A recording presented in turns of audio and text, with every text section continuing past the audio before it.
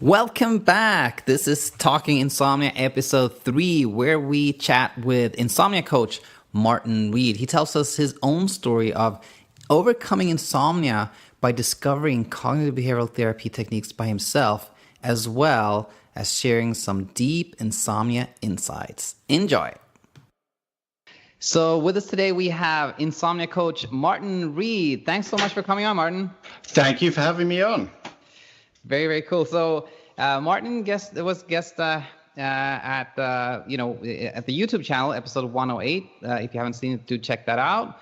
But today we have some more time. So first of all, Martin, tell us again, I know, you started yourself having some problems sleeping in 2008, but tell us, how did it all start? What happened?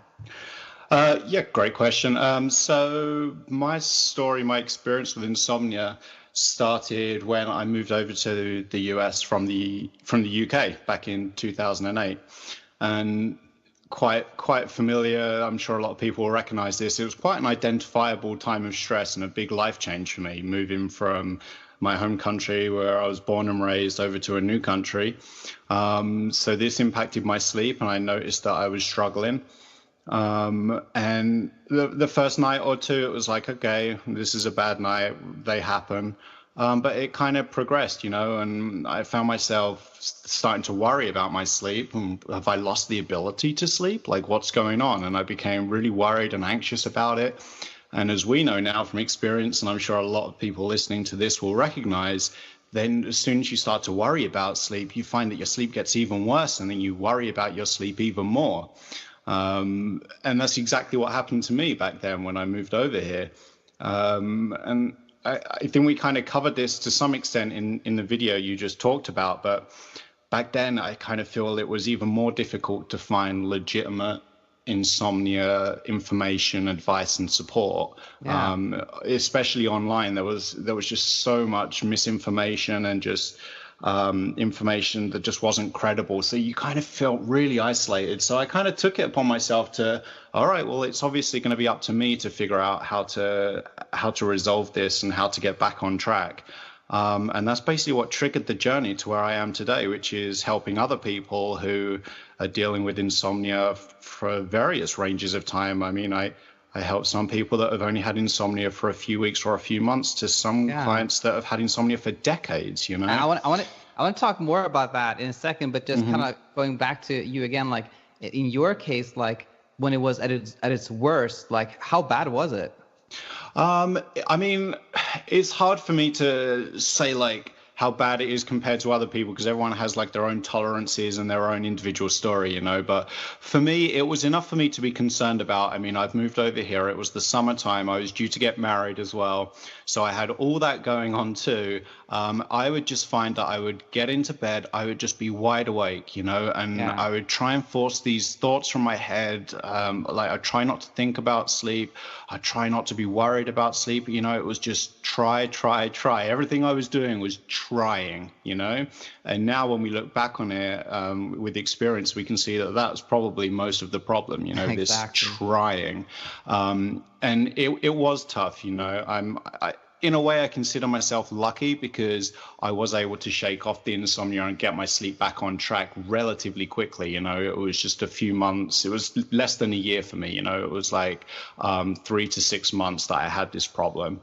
And then, we talked about how you kind of, you discovered these techniques that we now kind of collectively call CBTi by yourself, but was there a specific an eye opener, like this particular website or this particular book or something that really helped you felt?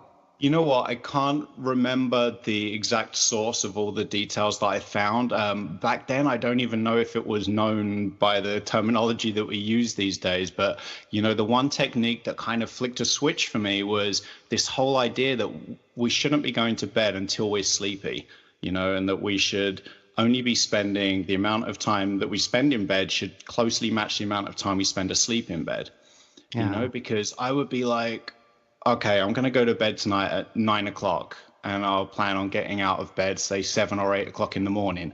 That gives me 10, 11 hours for sleep. So yeah, I've got the opportunity to sleep now, but it wasn't working. And I mean, when you think about it, it makes sense that it doesn't work, because if, say, you're getting 4 or 5 hours of sleep, what makes you think that spending 10 or more hours in bed is going to lead to more sleep? It just leads to more time awake in bed. So when I learned this idea, I was just, why didn't I think of this? Of course Right. of course it doesn't make sense that I would spend Right. 10 hours in bed, Of course not. So I figured I've got nothing to lose. Let me give it a try for a few weeks. So the first few nights you'd stay awake like really late, because my sleep related anxiety was quite high, so 10 o'clock, 11 o'clock, midnight, I'm still not sleepy because I can feel this anxiety about going to bed. Every time I think, am I sleepy, I feel this anxiety about going to bed, so I delay it and delay it.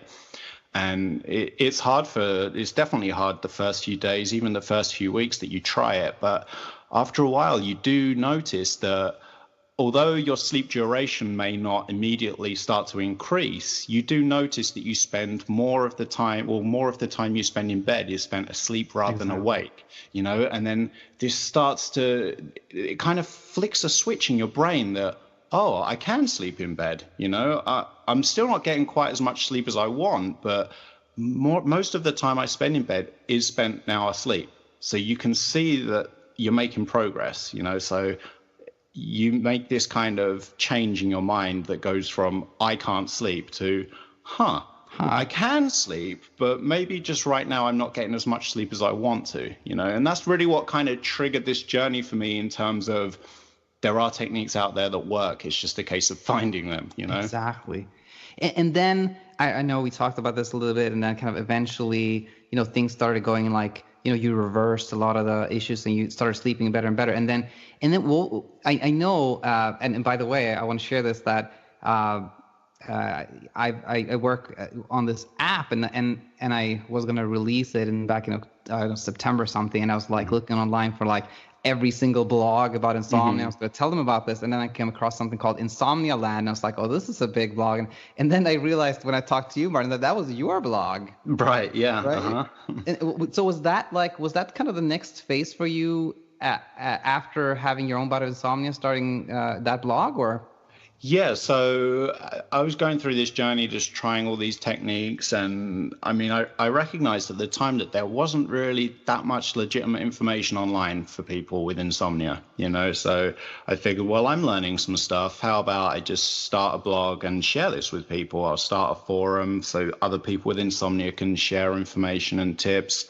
And that was kind of my business back then, was in the online space. I would build online communities and build forums.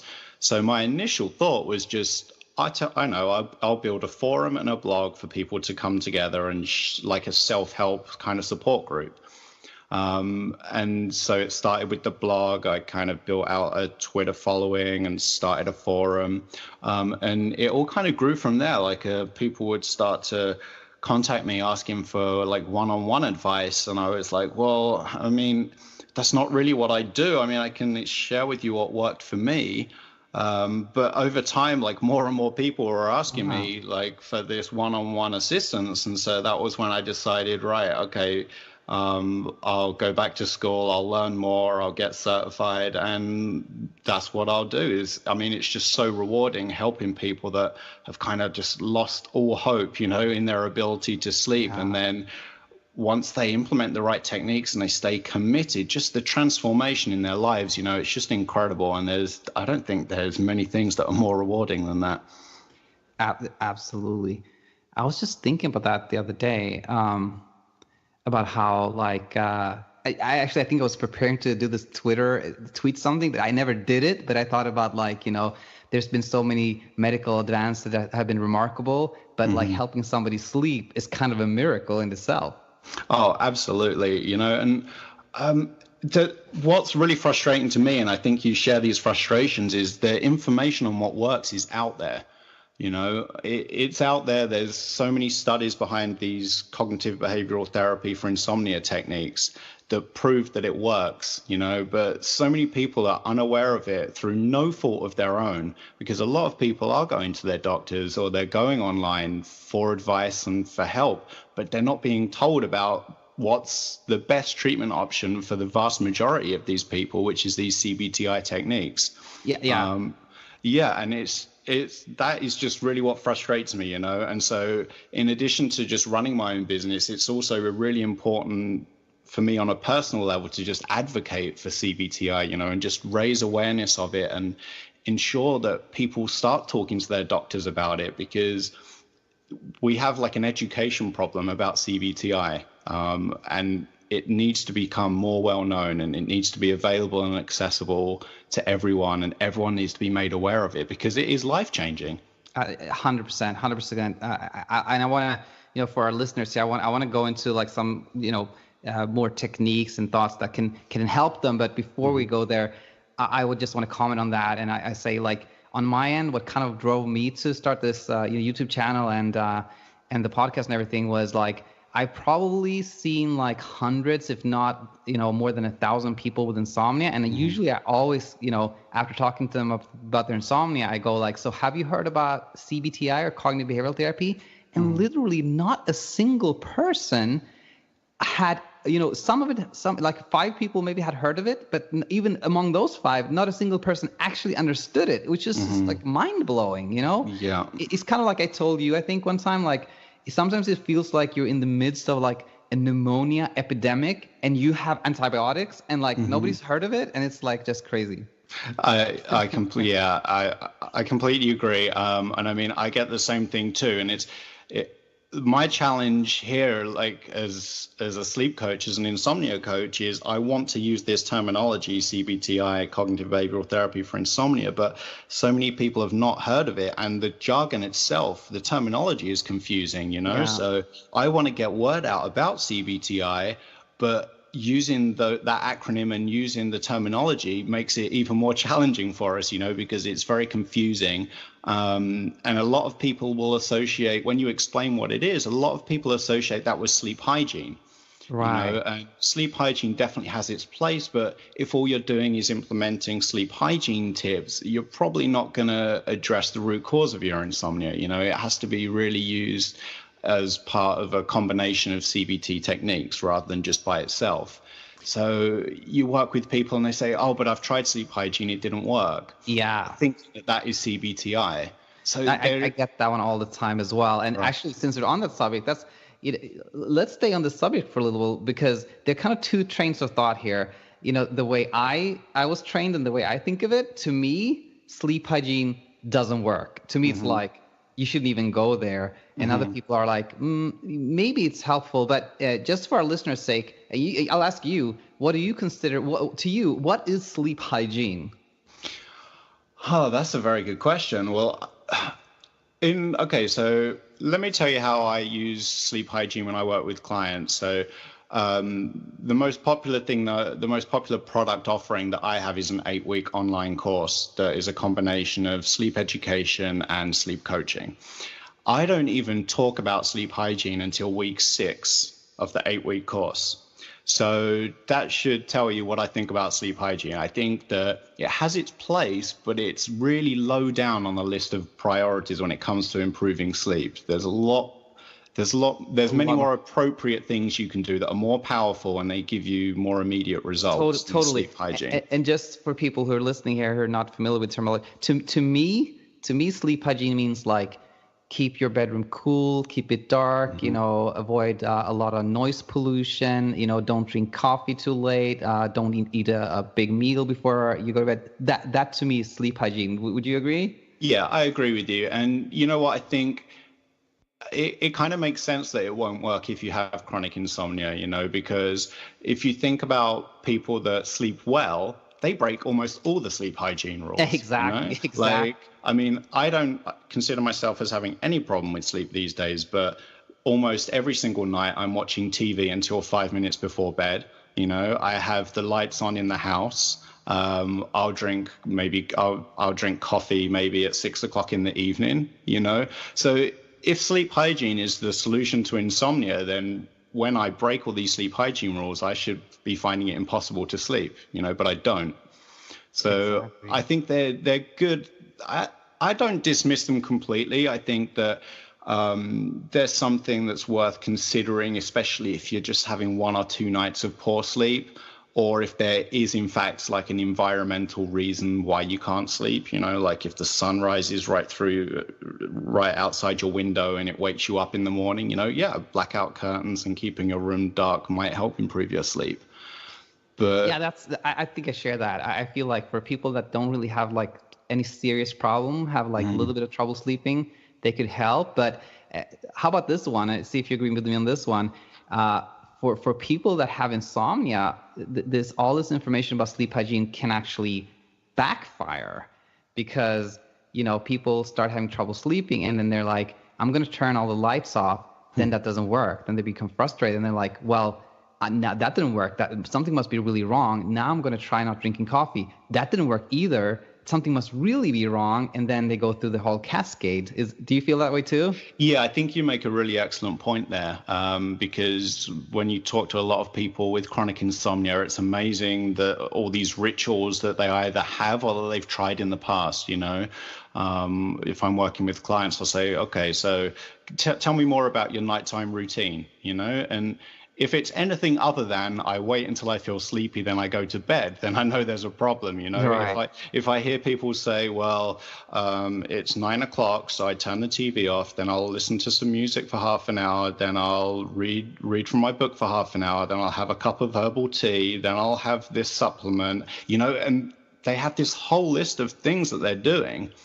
But if you talk to someone who doesn't have a problem with sleep, you ask them what they do to sleep, they don't do all those things, right? They don't have all these rituals. So that should tell you that these rituals aren't conducive to sleep. That exactly right. And I kind of have, let me share this with you. Lately I've been thinking about this as, people that gamble, that are into gambling, they can't really control the outcome of, let's say, the roulette table or something like that, but they really want to. So they start thinking like, what if I sit, on my left leg and I wear this red bandana? Maybe that will help. And somehow sometimes it helps, so they think it does. Right. Do you feel like it's kind of similar with like developing these rituals for sleep? Yeah, I definitely think it can be. I talk to people, they say, oh, I tried this and it worked for a few weeks. Now it's not working anymore. Right. And it's something that when they tell me about it, I'm thinking to myself, well, I have no idea how that helped you sleep. I mean, great that it did, or like whether or not it was the placebo effect or not, who cares? If it helped you sleep, it helped you sleep. But upon reflection, I'm just thinking to myself, well, it doesn't really make sense how that Right. helped you sleep, so perhaps it's not really a surprise that now it's not working anymore. Totally. Hey, listen, when we met up, so myself, Martin, and Michael Schwartz, we met up a couple of weeks ago, and you told me about this kind of analogy that when I heard it, I was like, that makes so much sense. And since then I kind of forgot like what it was about. So tell me again about like the surfing analogy. Oh, right. Okay.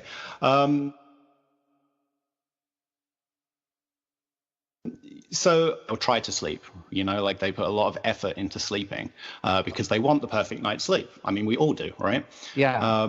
So I like to, and I know that one of the most important things about trying to improve your sleep when you're living with chronic insomnia is to remove this effort from sleep, to stop trying to sleep. But Yeah. it's really hard to get across why you should, like how sleep can be effortless. So I like to use the analogy of a surfer, okay? So like a surfer always wants to catch the perfect wave, all right? And so in this case, this relates to the person with insomnia who wants to get the perfect night's sleep, all right?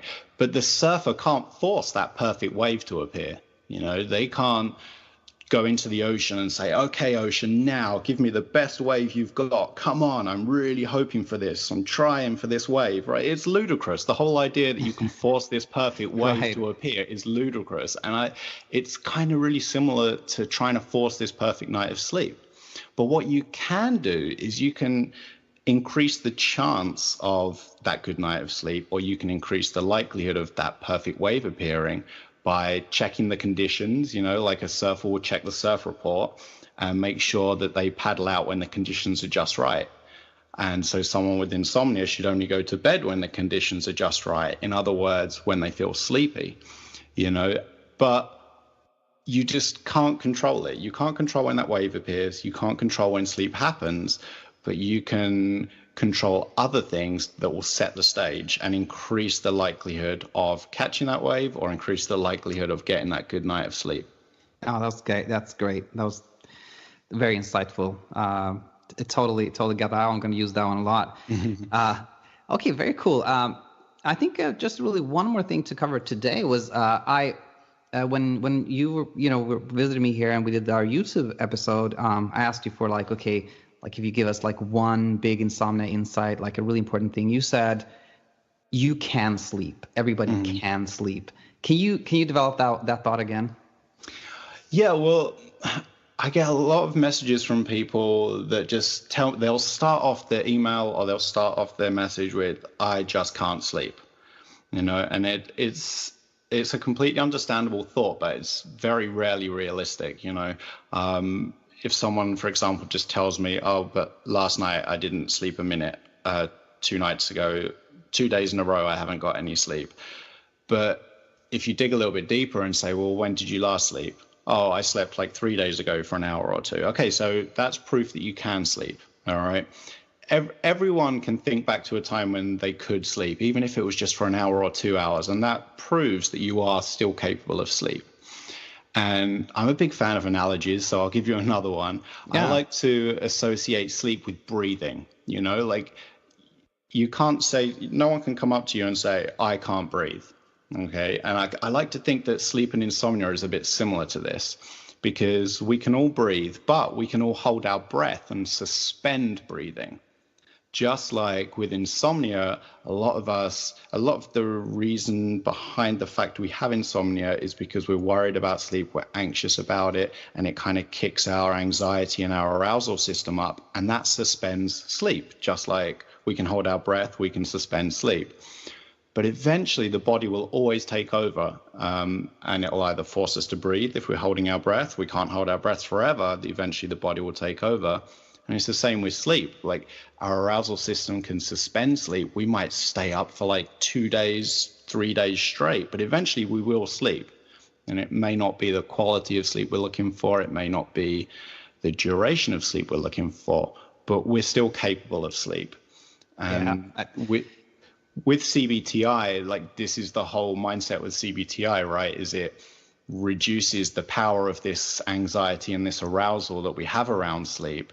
And tries to encourage us to take more of a backseat and have more trust in the natural biological process of sleep. And as we slowly, baby steps, start to do that, our sleep slowly starts to get better. And then this kind of creates the opposite of a vicious cycle. It creates this positive cycle that our sleep slowly gets better. So we slowly have less worry and anxiety about sleep. And then our sleep responds to that and slowly gets better.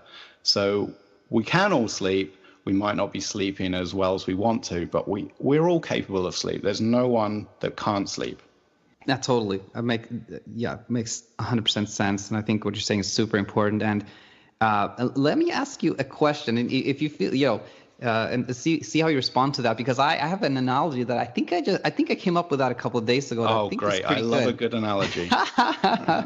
But let me ask you this question first, and then I'll tell you my analogy. So, a lot of people feel they can't sleep, obviously, and probably a lot of your clients are taking sleep medications and basically feel that helps. And so, what would you say if somebody tells you, well, I can't sleep, but if I take this medication, then I can sleep? Well, it's difficult, like I will never tell someone that they should stop their medication. That's, first of all, it's outside of my scope of practice. And second of all, if something's working for you, then it's working, like as far as I'm concerned. But the very fact that someone's reaching out to me and in the first place tells me that they're not happy with the fact that they're having to rely on these pills as kind of like a crutch to help them sleep, Right. And you and I both know that they're not a long-term solution, that they kind of just like mask the problem, and they don't lead to natural restorative sleep. So when someone comes to me and says they can't sleep without pills, it's hard. I say to them, well, you can't sleep without pills, but you're contacting me, so it suggests that you want to kind of become less reliant on them, right? Totally. I totally hear you, and I totally get your answer. But let me present you this analogy, and I'll see what you think about it. So here's the way I think about it: is like the way I think about it is like nothing except like your own sleep drive can actually produce sleep. Like the only thing that can make you sleep is you staying awake. So then it becomes the question: so what are sleep medications actually doing? Well, I think about it this way. Hunger is the same thing. The longer you stay awake, the more hungry you become, the more you can eat. But if you're nauseous, you may be hungry, but you're nauseous, and the nausea is like preventing you from eating or eating. But if you take an antiemetic that removes the nausea, you can eat. Well, I think maybe it's the same thing with sleep. Like you can have a sleep drive, you need to sleep, but your anxiety is in the way, and that sleep medication removes that obstacle, kind of the worry, and then it allows you to sleep. So again, it's not the sleep medication that makes you sleep, it just removes that obstacle. Yeah, I would completely agree with that. Like when I'm working with clients, and when they first start working with me and they're taking their sleeping pills, they want to get off of the sleeping pills, right? But they don't have the confidence at that stage to just stop taking them or to taper off of them, which is fine. But what I notice is that as we progress and we implement these CBTi techniques, people gain more confidence in their ability to sleep, and they get less anxiety. So they just naturally find that they have less need or desire to rely on those sleeping pills. And what you just said actually really resonated with me, because it reminded me of something you said on one of your podcasts, where you said the only thing that leads to sleep is wakefulness. And that really kind of stuck with me, because when you say it out loud, it seems obvious. Right. But it's not obvious until you hear it. It's so. When we're trying to go to bed before we're sleepy, or when we take a pill in order to feel sleepy, we're not listening to the natural biological function of sleep that says, the body is saying, hey, look, I'll sleep when I'm good and ready. I'll sleep when I'm sleepy. Okay. And the only way you're going to get sleepy is by being awake. Yeah. And you said that on one of your podcasts, and it was really great, and you just reminded me of that. So I think that's important for listeners to remember, is that the only thing that leads to sleep is wakefulness.